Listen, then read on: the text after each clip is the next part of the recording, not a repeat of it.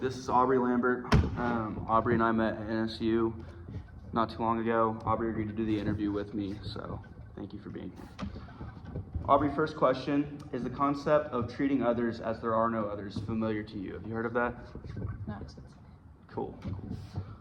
So next question, how would you interpret the statement, there are no others by Ramana Maharshi? What does that look like to you? Disregarding other people. Yeah? As in a selfish sense. Can you like go into that a little bit more as far as like disregarding others or? It to me sounds like he's saying like there's no others, like there's nobody else to be worried about. Yeah. And so that comes off as like in a selfish way. Because I think we do need to worry about other people. Awesome. For sure. Cool. Okay, next question. Can you maybe share an experience from your cultural background that reflects the idea of maybe a connection or companion or something like that with others? I'm from a small town. Okay. So it's a What town are you from? Vinita, Oklahoma. Cool. It's a tight-knit community. And so if something's going on or an event or something like that, there's always people there to help out or you know everybody or everybody knows you. Yeah. You have like a strong connection with everybody, like there's just a companion with everybody in the town. Cool. Yeah, I'm from a small town as well, so I kind of understand that one. Next question. So do you kind of already mentioned it before, but if you could go into it a little bit more, do you agree or disagree with Maharshi's assertion? I disagree. You do? Okay. If you were asked like that question, which is, how are we supposed to treat others? What would you say? How we're supposed to treat others? We're supposed to treat others with like respect and kindness. It's not just all about ourselves. So you think he's coming from a selfish sense of there are no others. We're all in it for ourselves. Yeah. That we don't need to worry about others. We just need to have a high sense for ourselves and figure out what we can do to better ourselves. Yeah. Awesome. But I think that we do need to worry about others and help other people along the way. Awesome. Cool. Okay. Next question. How do cultural differences influence the way people treat each other, in your opinion?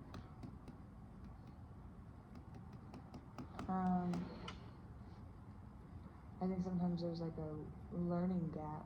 Yeah. Certain cultures don't understand other cultures, or there might be a disrespect for one culture that's not in the other, and it's just a lack of knowledge.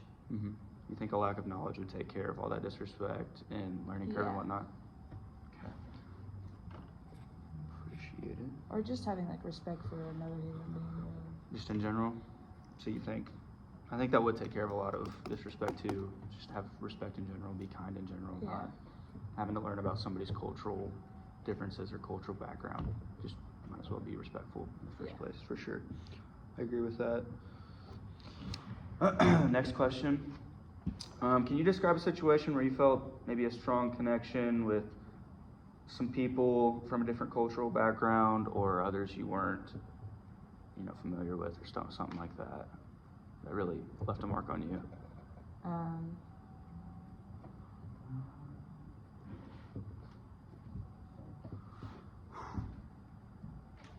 One of my best friends, his mom, and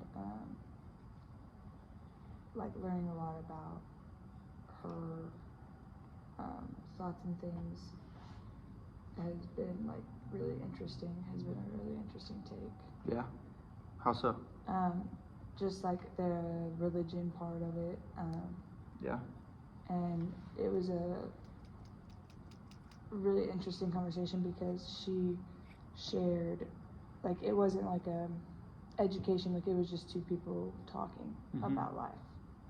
And so that's why that left a mark on me, is because it was like just a chill conversation that was educating. Yeah. Y'all had a good connection over your differences there? Yeah. That's super cool. Yeah, awesome. Okay, next question. Have you ever encountered challenges in understanding or connecting with someone or some people that are from different cultural groups? Yeah, like there's language barriers. For sure. Or there's sometimes like, I don't understand why someone does something, but, or trying to find something to connect on could sometimes be hard, but typically I try to avoid, like, there's always something that somebody has in common, so I kind of try to avoid the whole culture thing and stuff like that. Yeah. What do you, when you are looking for a connection with someone like that, can you kind of like go into, like what I would, something you try to find? well, obviously you still want to value like what's important to them, so ask why it's important, try to get an understanding of their culture if it is important to them, and honestly, like, just try to find something to connect on about their culture, so you're still validating and like being respectful to them, but also just like talking about things that they like to do or stuff like that. Can even be a gateway to a connection. Doesn't all have to be about your differences and cultures. Just talk about whatever. You both like Sonic or whatever, for sure. That's good. Okay, next question. In your view, you kind of already touched on this, but how does language play a role in treating others as if there are no others?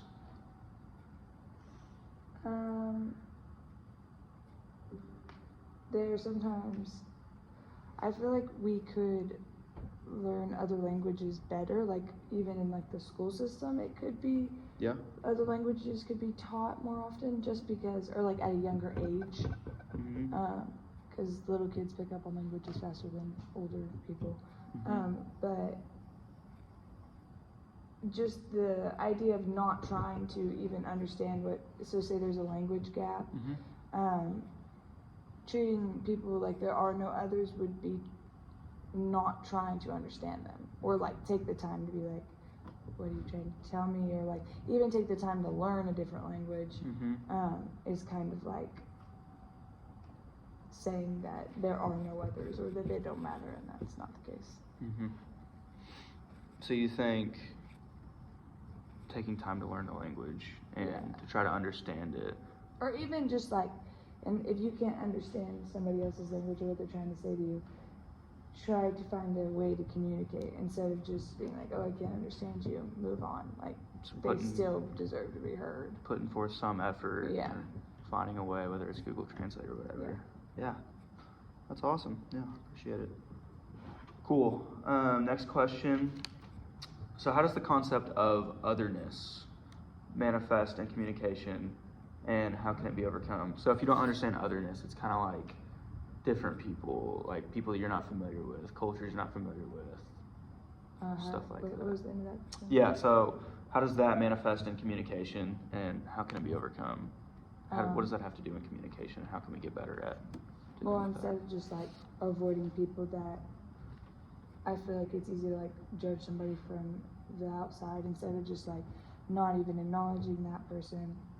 Go have a conversation with them. Like, a conversation's not gonna kill anybody. And try to understand what makes them, why, I don't know, why they are the way they are. I mean, in a respectful manner. You can agree to disagree and still be friends. Yeah, for sure. I think that definitely has a big part to play. And it just goes back to respect. I think that's what I was about to say, is if you just respect people in general, that wouldn't be a problem. You wouldn't have to have a learning curve or have to educate people more. I mean, those are helpful, those are good tools, but the heart of it does go back to respect and just loving others and treating people with kindness. So I definitely agree with that.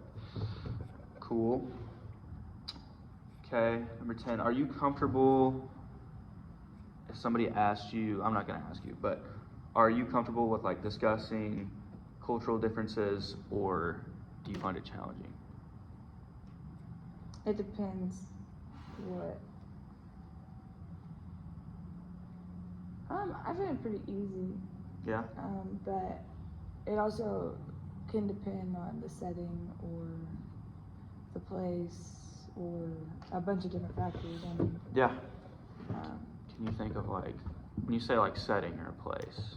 Well, like, if it also has to do with like how somebody's talking to you about it. Like if they're like grilling you, like, oh, why don't you know this? Then like, probably not. Yeah. I don't think I would be the best at that. But if it's just two people sitting down having a conversation, talking about your differences, then yeah, that's something So you think kind of the tone, yeah. as well as maybe how you're responding, how they're responding to your question or something like that, for sure. I think it does go back to respect too on that one. We're seeing a common theme amongst these questions. Yeah. Okay, I know I said I wasn't gonna ask you. I'm gonna ask you something similar, but can you share an experience where maybe cultural differences led to a deeper understanding or a connection you never thought would happen with some people, or with maybe like your friend you were talking about earlier, or something like that? Like a deeper connection, like it definitely made us closer. It made us like see that there is like not everybody's the same, and the fact that we can still be like really good friends. I think it deepened our bond in that way, because we see that we're both different, but we accept each other for that. It's not like we want each other to change for any reason. Yeah. I think it's also like kind of fun too. It'd be boring if it would be. Everybody was the same. Exactly, I agree. I had a friend in high school who was from Vietnam, and he couldn't really speak English very well. But anytime like he would understand something I was saying, like we'd both laugh because it was both, it was really cool, it was funny, and so we had a really strong bond and connection over something like that, or playing games or whatever it was. So that's awesome. I definitely can relate on that one. Last question. So, how do cultural patterns like beliefs or values or stuff like that influence the way people interact or communicate with each other? Well, I think that here lately, a lot of cultures and beliefs, people like almost argue about things, or like it irritates people because somebody believes something that they don't believe, which I think talking about like disagreeing and having or, different opinions. Yeah, and I'm trying to think that that's right. Well, what was the end of that question? Yeah, like the beliefs or values, how do they influence the way people interact with each other? The cultural patterns. And what? I guess it's all on the mindset of who's interacting with who. Because you have people that are very set in their ways that are like, well, I don't agree with that, I'm not going to interact with that. But then you have people that are like, well, they're a human being, like they're still a person, might as well treat them with respect. So yeah, it really just comes down to the mindset of who's interacting with who. Yeah, I mean, I have kind of notes from every question and respects in like all of them. Yeah. And so I think it kind of all comes back to respecting each other and putting maybe our differences aside. Maybe if we disagree, putting that aside and realizing, like you said, we're all human beings. We all drink water. We all eat food. Yeah. We're the same. I mean, maybe we do have differences and different values and norms, but at the end of the day, we could just have respect and talk to each other, and that would take care of a lot of issues. Yeah. So, for sure. Well, Aubrey, thank you so much for taking the time to do this. It helped me out a lot. It was nice to meet you. Nice to meet you. Thank you.